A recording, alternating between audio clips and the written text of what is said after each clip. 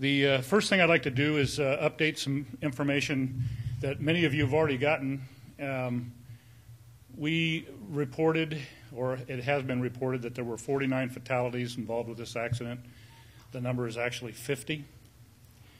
That difference in one is that the way the flight was manifested, the pilot revenue count, or the passenger revenue count, was 44. There was one off-duty pilot that was flying as a jump seat rider, and there were 4 crew members assigned to the flight. That's a total of 49 that were on the airplane, and there was 1 fatality on the ground. So I'd just like to clarify that at this point. The next thing I'd like to update is I told you this morning we were looking for the data recorders and the CVR, the cockpit voice recorder. And I told you that we thought we'd find them this morning and send them to Washington. I know a lot of you have already gotten that information that we did find them, but I will report that, yes, we did. We recovered those from the aircraft, and they were put on an FAA airplane and flown back to Washington this morning. And we've already done some initial analysis and auditions of those recordings. And I'm going to report to you today some of the things that we've heard already from our Washington laboratories.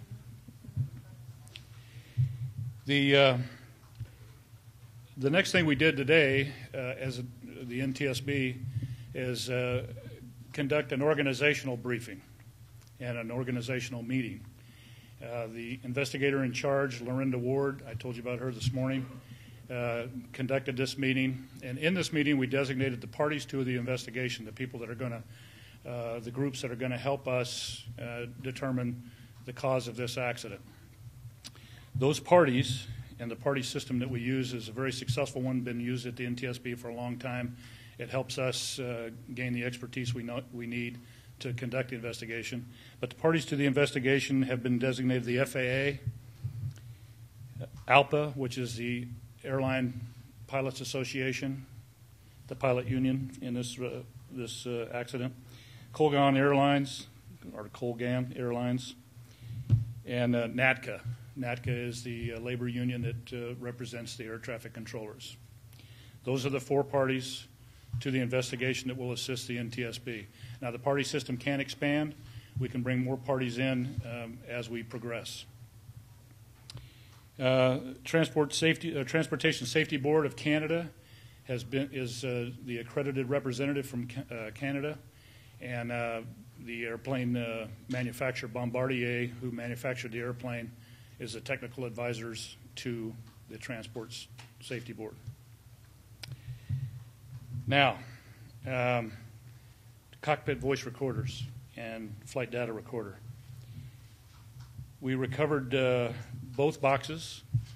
Both have been determined to be of good quality, excellent quality as a matter of fact.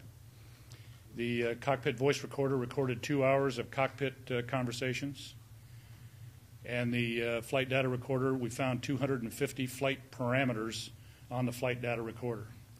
And as I said, we've already done an initial analysis and audition of those tapes and recordings in Washington. And I will report to you now, I don't have a lot of room up here.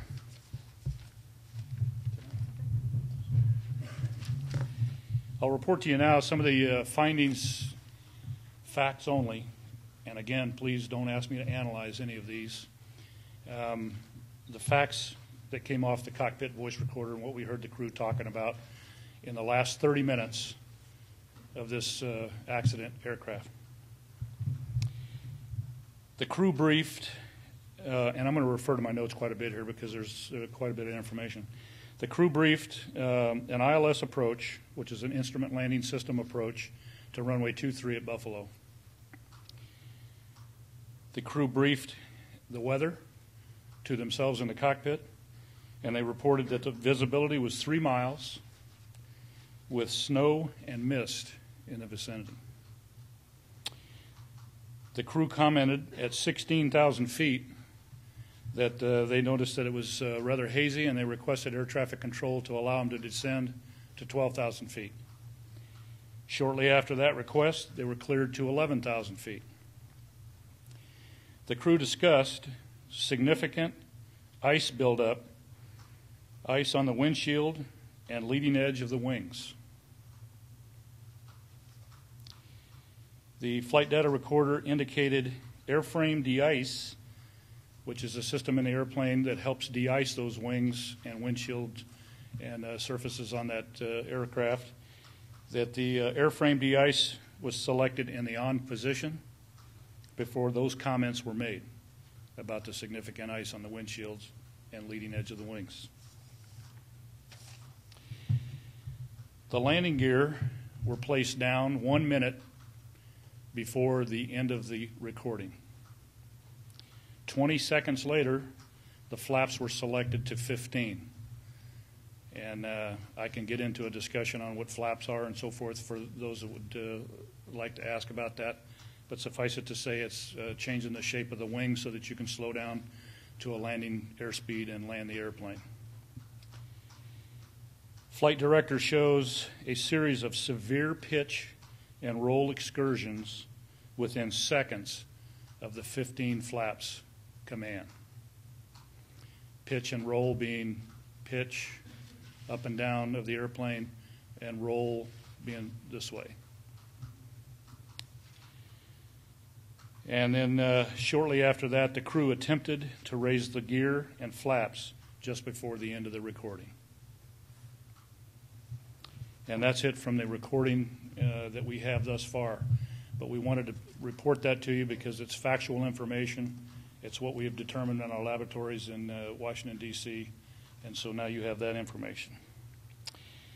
The NTSB is working to recover the remains of the victims of this tragedy, and they are working with the FBI, the medical examiner's office, and local authorities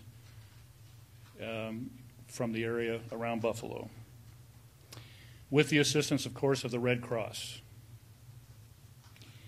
I would like to pass out a FBI witness number. If you could take this down and please broadcast this, the FBI would welcome your calls. Anybody that witnessed anything at all that they think is significant, please call this number. It's area code 716-856-7800. And I think I've gotten through about everything that I wanted to present to you, and I would like to open it up to questions. If we start with, it sounds like... Let me call on her first. I looked there first, thanks. Kevin, can you tell us what altitude was the plane at when they put down the gear and then retracted it and brought out the flaps? Do you know what altitude the plane was at that time? We don't have that information yet, but we will get that in subsequent auditions of the flight data recorder, and we'll be able to determine that more closely. But suffice to say, the accident was 6 miles from the runway, and they put the gear down 1 minute before the end of the recording, which could be construed as the same time as the accident. So they were probably in the vicinity of 2,000 feet plus. That's just a guess. That's not based on anything that we've found scientifically.